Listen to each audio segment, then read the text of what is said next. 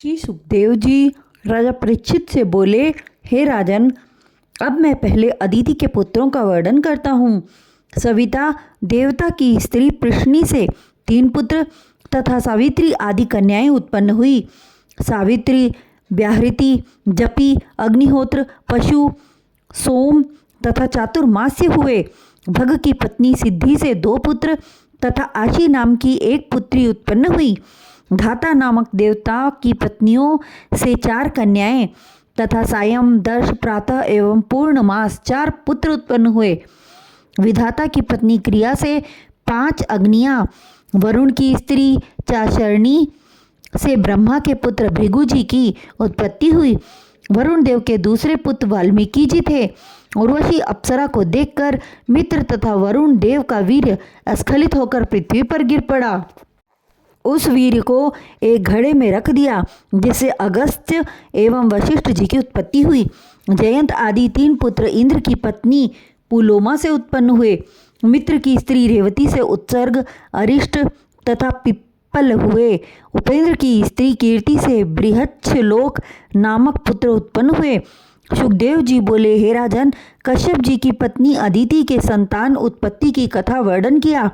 उनकी दूसरी स्त्री दिति के गर्भ से महाबलशाली 2 पुत्र हिरण्यकश्यपु तथा हिरण्याक्ष। हिरण्यकश्यपु की स्त्री कयाधु से सिंहलाद, अनुवाद, वाद तथा प्रहलाद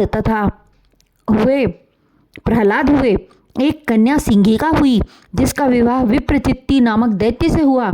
सिंघिका से राहु की उत्पत्ति हुई। सिंहलाद की स्त्री कृति से पंचजन, हलाद की स्त्री वातापी से इल्लव नामक 2 पुत्र उत्पन्न हुए। अनुहलाद की स्त्री सुमर्या से वाष्कल तथा महिषासुर एवं प्रहलाद से विरोचन और विरोचन से दैत्यराज बलि। उसके बाद बलि के पुत्र बाणासुर हुए, जिन्होंने भगवान शंकर को प्रसन्न किया।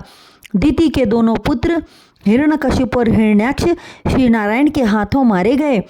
तब दिति ने 49 मरुदगणों को उत्पन्न किया, किंतु मरुदगण देव बुद्धि वाले थे, अतः देवताओं के मित्र हो गए।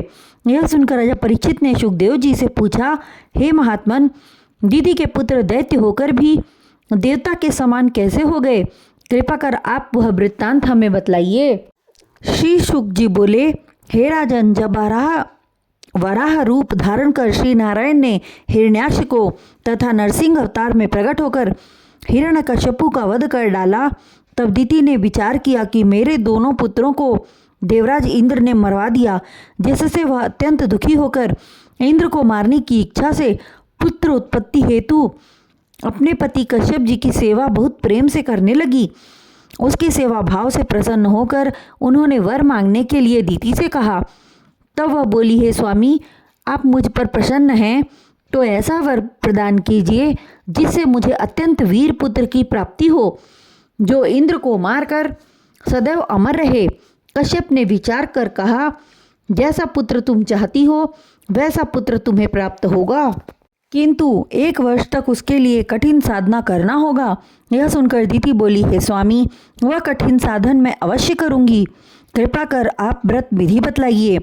तब कश्यप जी बोले, हे दिति, ब्रह्मचर्य पालन करते हुए इस व्रत के अंतर्गत मन, वचन तथा कर्म से किसी भी प्राणी को कष्ट न दें, असत्य भाषण न करें तथा अपशब्दों का प्रयोग न करें, क्रोध न करें, जल के भीतर स्नान न करें तथा शरीर के बाल एवं नाखून न कटवाएं, अशुभ वस्तुओं को भी छूना वर्जित है, बुरी संगति न करें, स्वच्छ वस्त्र धारण करें एवं मांस भक्षण न करें, शूद्र स्त्री अथवा रजस्वला स्त्री का छुआ हुआ अन्न ग्रहण न करें, नग्नावस्था में शयन न करें एवं भोजन करने से पहले लक्ष्मी नारायण तथा सती स्त्रियों का भोग लगाएं, तत्पश्चात भोजन करें। इस व्रत को पुंसवन व्रत कहते हैं।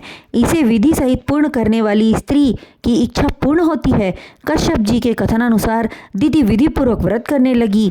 जब दिति के व्रत करने का हाल इंद्रदेव को ज्ञात हुआ तो वे अत्यंत भयभीत हुए और विचार करने लगे कि सौतेली माता दिति मुझे मारने हेतु पुत्र प्राप्ति के लिए व्रत कर रही है।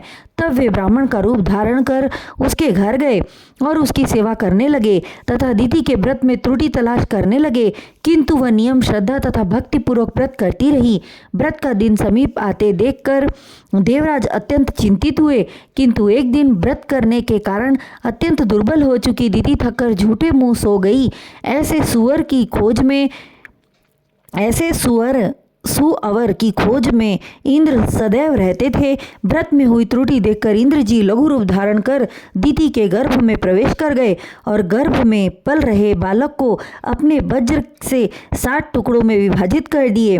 तब वे सातों रुदन करने लगे। इंद्र ने उन 7 टुकड़ों को पुनः 7 भागों में बांट दिए।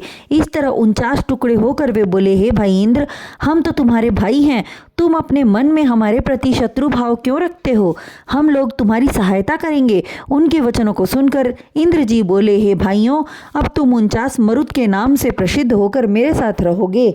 और मन से शत्रु भाव का त्याग कर वे उन मरुदगणों सहित दिति के गर्भ से बाहर आ गए। जब दिति की आंख खुली तो 49 बालकों को देखकर बोली, हे इंद्र, सच सच बताओ, मैं एक पुत्र की कामना से व्रत कर रही थी, ये 49 बालक किस तरह उत्पन्न हुए?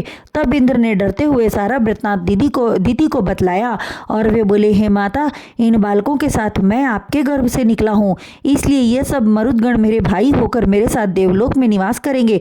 तब दिति बोली, हे इंद्र, तूने ब्राह्मण रूप में मेरी बहुत सेवा की है, इसलिए मेरे मन में तेरे मरने की कामना नहीं है। मेरे ये सभी बालक तेरे भाई होकर सदैव तेरी सहायता करेंगे। तत्पश्चात वे दिति को प्रणाम करके 49 मरुदगणों सहित देवलोक को चले गए।